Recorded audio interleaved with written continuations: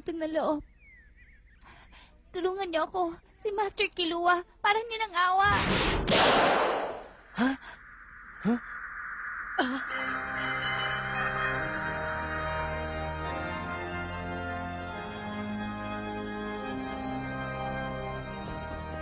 Huh?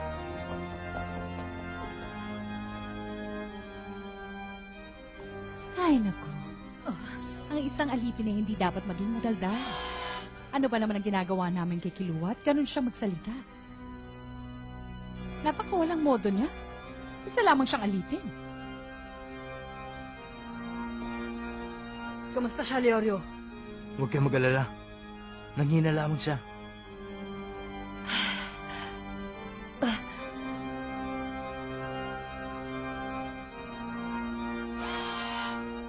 Ba't mo yung ginawa sa kanya? Ikaw siguro, Sigon. Naikwento na sa akin ni Irumi yung tungkol sa'yo. Nasabi na rin namin kay Kilua na nandito ka sa loob ng aming lupain. Meron nga pala siyang pinasasabi sa'yo. Makinig ka dahil ito ang eksaktong salita na sinabi niya. Maraming salamat. Tuwang-tuwa ako sa pagpunta niyo. Kaya lang, di pa tayo pwede magkita.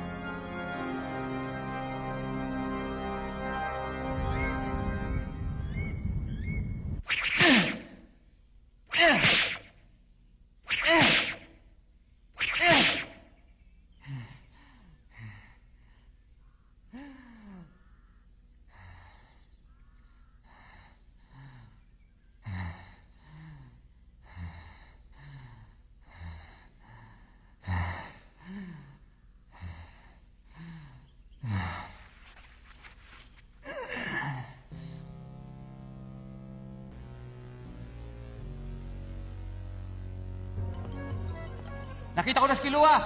Ha? Oo, naintindihan ko. Kilua! Alam mo bang galit na si Mama sa ginawa mo? Sinabi rin sa akin ni Mama na dapat kitang pigilan kahit anong paraan pa ang gamitin ko. Naintindihan mo ba ako? Huh? Tumigil ka!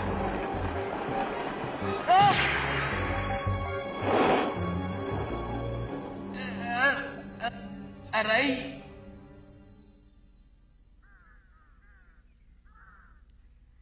Ano? Nagsisisi ka na ba ngayon?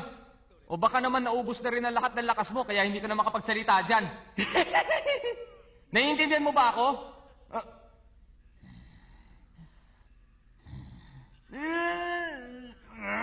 Sisay!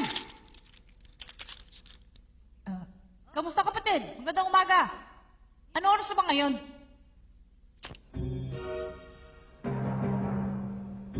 Naalala ko pa ang ginawa mo, Kilua.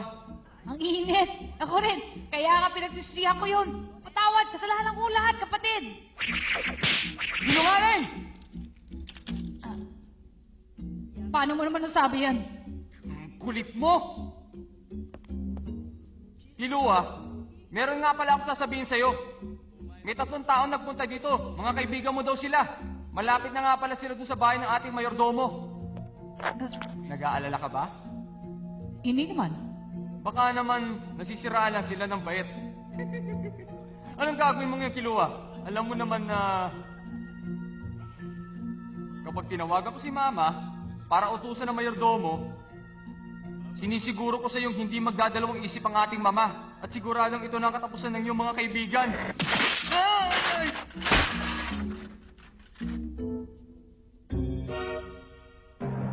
Makinig ka, Melky. Kapag may nangyaring masama sa kanila, tatapusin kita. Pasok. Milky, ang mabuti pa itigil mo na yan. Pero Lolo, hindi pwede. Hindi pa rin niya pinagsisisihan ang ginawa niya. Hindi mo na kailangan sabihin sa akin yan. Kilua, umalis ka na dyan. Sige.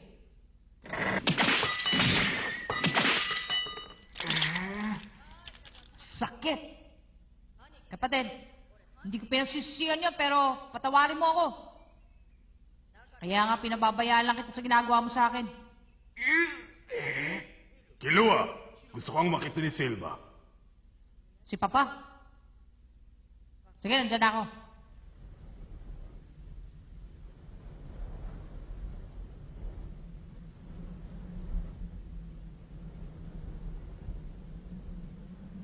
Sigon, nandito siya. Oo nga pala. Hindi ko pa na ipapakilala sa inyo ang aking sarili. Ako ang mama ni Kilua. Ang bata namang ito ay si Karuto. Anong sabi niya? Siya mismo ang... Mama ni Kilua. Gaya ng pinasasabi sa inyo ng anak ko si Kilua, hindi pa ito ang tamang oras para magkita kayo. Ano, maaari na ba kayo umalis ngayon? Teka, ano bang dahilan at hindi siya pwede makipagkita sa amin ngayon? Dahil siya ay nakakulong ngayon sa isang selda. Ha? Ano? Nakakulong? Si Kilua ay lumaban sa akin at sa kanyang kapatid. Tapos umalis dito sa bahay. Pero pinagsisihan naman niya yon at nagbalik siya dito ng kusa. Pumasok siya sa selda nang walang pumipilit sa kanya. Kaya ang masasabi ko lang sa inyo ay hindi ko alam kung kailan siya makakalabas doon. Nakawala na si Kilua! Lolo! Bakit nakikilam ka na naman sa amin? Hindi mo pwede gawin yan! Ikatera niyo ulit siya! Ngayon din! Ay naku, ano bang ginagawa niyo? Pasensya na kayo ha? Kailangan ko na umalis. Mauuna na kami sa inyo. Bumalik sana kayo dito. Sandali lang po. Mananatili pa po kami sa bayang ito sa loob ng 10 araw. Maaari niyo po bang sabihin yung kay Kilua? Naiintindihan ko, bata. Makakarating sa kanya. Paalam.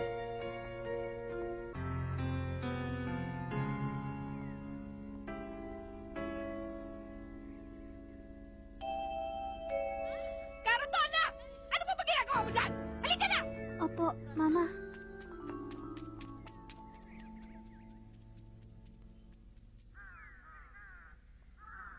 Wala akong tiwala sa kanila. Mukha silang maligno. Hindi ako naniniwalang bumalik dito si Kilua na bukal ang kanyang kalooban. Gon, nainis na ako. Ayoko nang bumalik. Sundan na lang natin sila. Pero pag ginawa natin yun, may pakiramdam akong si Binibining Canary ang sisisihin nilang lahat. Totoo yun. Huwag kayong mag-alala. Ha? Akong bahala. Sasamahan ko kayo sa opisina ng mayordomo. Merong telepono doon na maaari kayong tumawag ng diretso sa mansyon. Makakausap ko na ba si Kilua? Kung si Master Zeno makakasagot, maaari. Kaya lang, Makinig ka muna sa akin! Lolo, sinusunod mo kanyang layaw eh. Kaya naman masyado nang yumayabang ang batang yan. Alam mo naman na espesyal ang iyong kapatid. Milky, ano sa palagay mo ang masasabi mo sa kanyang kakayahan? Siyempre mahusay. Kung ang pinag-uusapan natin ay kanyang kakayahan, siya na ang pinakamalakas sa kasaysayan ng pamilya ng Zordic. Kahit si Mama, inaamin naman yun eh. At hindi rin ako tumututol. Pero, bumagsak siya bilang tagapaslang. Mabago-bagong isip eh. Kung magkakaroon ka ng kaibigan, hindi ka nararapat na maging miyembro ng pamilya ng Zordic. Sa madaling salita, ang kapatid ko ay walang karapatan dito. Dahil nasisiraan na siya ng ulo. Bahala ka na nga sa buhay mo. Kung pagiging tagapas lang ang pag-uusapan, kahit sino'y tatapusin ko basta may utos. Lolo, ang bago kong bombay, pwede ko ipagmalaki sa inyo. Napakaliit lang ng bomba. Pwede natin ikabit sa lamok. Pag sumipsip ng dugo ng tao ang lamok na yon, boom! Bigla yung sasabog! Ang galing ko talaga. Ang invention ko ay mas maliit pa sa ordinaryong paputok. Ang problema nga lang, paano malalaman ng lamok ang kanyang target? O, di ba? Ang galing ko, ano? Sa susunod, ako natitingalin sa pamilya ng Zordic, di ba? O, di ba? Ang galing!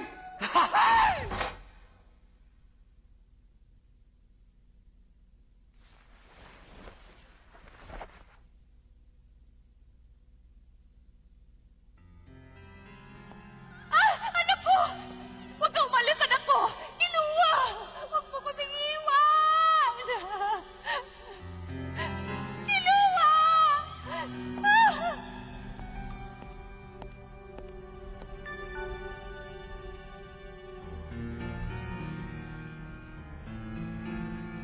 Ikaw ba yan? Kilua?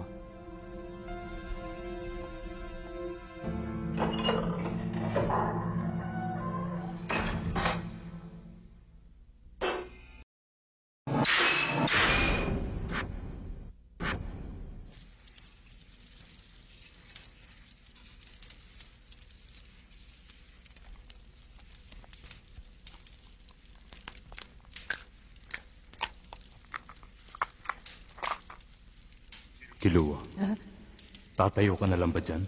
Umupo ka dito. opo.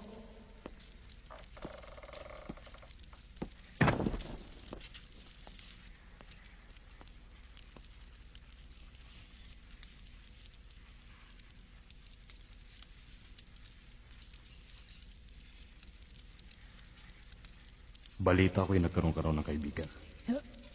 Opo. Anong klase silang tao? Anong klase? Masaya ako kapag kasama ko sila. Ah,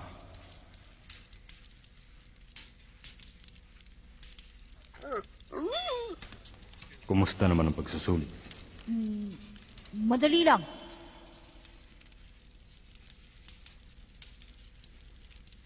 Umalis ka dito. At ang naalala kong sinabi mo ay ikaw ang magdidesisyon sa iyong sarili. Tama ba ako? Tapos sumali ka sa hunter exam. Tama kayo. Pero wala akong intensyon na maging hunter. Wala akong pakialam doon. Pero ang sinabi sa akin ni Rumi, sawang-sawa ka na raw sa pagtapos ng buhay ng tao. Totoo ba yun? Bakit naman? Sa inyong 5 magkakapatid, ikaw napili kong papalit sa akin. At hanggang ngayon, palagay ko'y tama pa rin ang naging desisyon ko. Kilua, sabihin mo sa akin ngayon, talaga bang pagod ka na sa pagiging tagapaslang? Hindi naman sa ganon. Sa tingin ko'y bagay sa akin ang pinagagawa niyo. Sa tingin mo lang. Ang pagsasanay bilang tagapaslang. Pati na rin ang trabaho. At ang hunter exam, lahat yung para sa akin ay isang laro lang. Pero, mula nung makasama ko si Gon at yung iba pa, bigla ko nung lang naramdaman na mas masaya pala makipagkaibigan. Sigon, sabihin mo nga, kaibigan mo ba ang taong yun? Huwag ka mag-alala. Wala akong gagawing masama sa iyong kaibigan. Si Gon, ni hindi man lamang siya nabigla nung sabihin ko sa kanya na ako ay miyembro ng pamilya ng tagapaslang. Natutuwa ako sa lahat ng mga pinakita niya sa akin. Hindi siya ordinaryong bata. Hindi ako nakaramdam ng pagkainip nung magkasama kami. Nakakatuwa. Wala siyang katulad. Ibang klaseng tao nga siya. Pero dahil sa nakikita kita nakangiti. Kilua, halika dito. Gusto ko sana'y magkwentuhan naman tayo. Anong ginawa mo sa pagsusulit? Paano mo siya nakilala? Anong nasa isip mo? Ang lahat na nangyari, gusto kong sabihin mo sa akin. Kilua.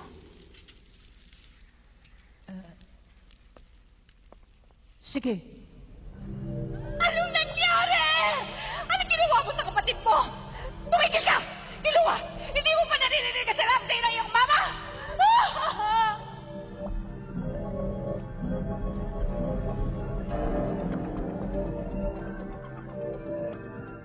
Naruto, anak! Ano ba ginagawa mo? Halika na dito! Opo, nandun na, Mama. Ano ba naman itong si Lolo? Hindi ba lang kumonsulta sa akin? Ang dapat niya kiluha pinaparusahan. Masyado siyang maksarili. Gusto daw niya na maging isang ordinaryong bata. Walang ibang may kasalanan nito kundi ang kanyang mga kaibigan. Naku, ang anak ko si Kilua. Wala pa siyang nalalaman sa kanyang buhay. Siguradong masaya siya sa piling ng kanyang ama. Bakit ganun yung kanyang mama? May nangyari kaya masama kay Kilua? Siguro nga. Dahil bigla na lang nagbagong reaksyon ng kanyang nanay. Ewan ko ba? Baka masama ang pakiramdam niya.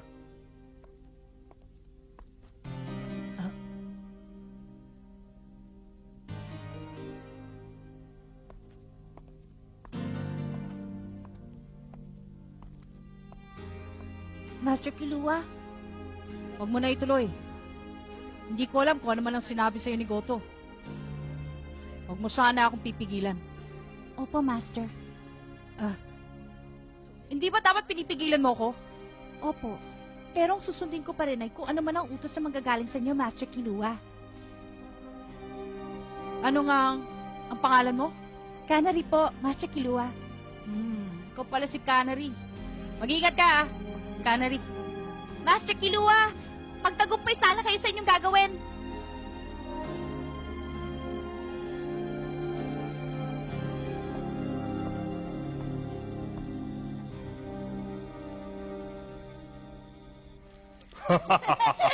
At alam niyo ba kung ano yung sinabi ni Gon kay Hanzo nung naglalaban sila? Ayokong magkasugat sa katawan, pero hindi pa rin ako susuko. Nakakatawa naman pala talaga ang iyong kaibigan. Talaga? At alam niyo ba? Kilua, gusto mo ba siya makita? Oh, bakit nagkaganyan na itsura mo? Sabihin mo sa akin. Hindi na lang. Wala naman akong karapatan na makita ang aking kaibigan. Bakit naman? Naging magkaibigan kaming dalawa. Magkaibigan, magkasangga. Pero inuwanan ko sila. Kaya ba hindi ka makikipagkita sa kanila? Pero, bakit buong tapang na pumunta sila dito sa ating lugar? Imbis na sumama ang loob nila sa'yo. Ah, Imbis na magmukmuka sa lahat ng iyong ginawa, mas mabuti pang sundin mo na kung anong nilalaman ng iyong puso.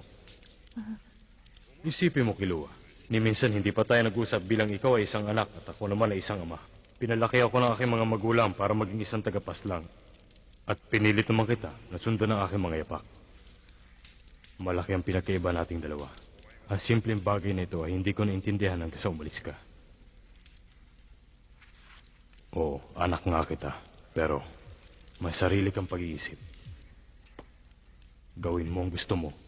Ngayon, kung sakali mapapagod ka, pwede kang bumalik dito, anak. Uulitin ko ang tanong. Gusto mo makita ang iyong mga kaibigan? Naintindihan ko. Mula ngayon ay malaya ka na. Pero, ito lang ang tatanda mo.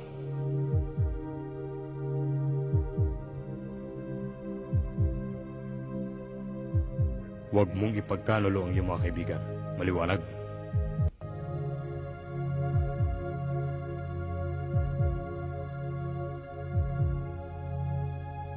pangako, hindi.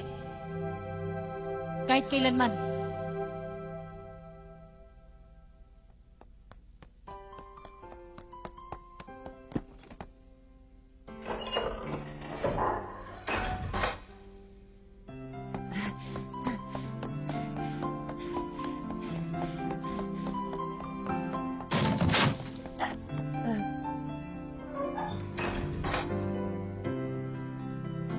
Kilua, wala ka na magagawa pa. Kanina pa sila umalis. Mabuti pa bumalik ka na sa iyong selda. Kilua? Hindi. Alis ako! Hindi pwede! Hindi mo ba talaga naiintindihan ang nararamdaman ng iyong mama? Ako at ang lahat ng taong nandito ay nag-aalala sa mga ginagawa mo. Pero tignan mo yung ugali. Tama na! Hindi ka maaaring umalis dito!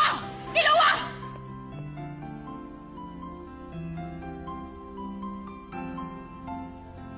Alis dyan.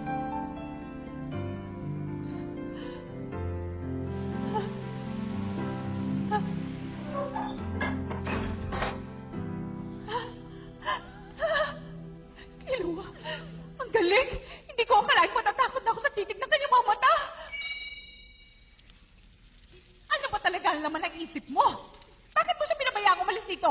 Pinalik na nga siya sa bahay ni Irumi. Bakit pinakawalan mo pa?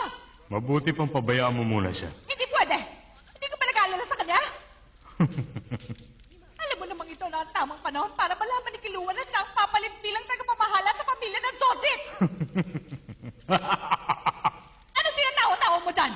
Ano? Nakikinig ka ba? Alam mo naman pala. Kaya mabuti pa. Tumahimik ka na! Huwag kang mag-alala. Nakita mo naman kung paano ka tinignan ni Kilua. Ang galing niya. Dahil natuto siya sa sarili niyang paraan. Tama ba? Balang araw ay babalik siya dito. Kahit gaano kalayo pa ang kanyang marating. Walang ibang lugar na nababagay kay Kilua. Babalik siya dito. Dahil siya'y anak ko.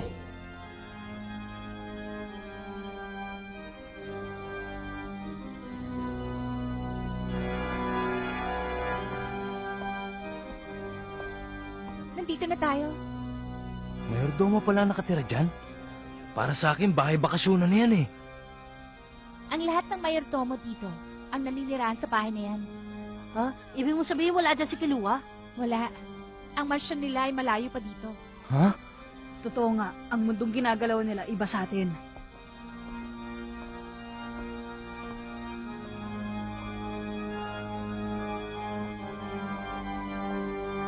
Ha?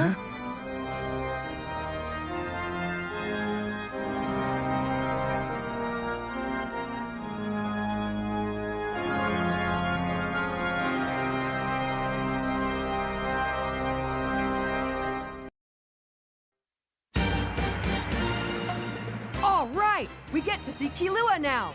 But first we have to play a game? Next time on Hunter x Hunter. Coin toss, reunion, change of clothes. This guy looks intense.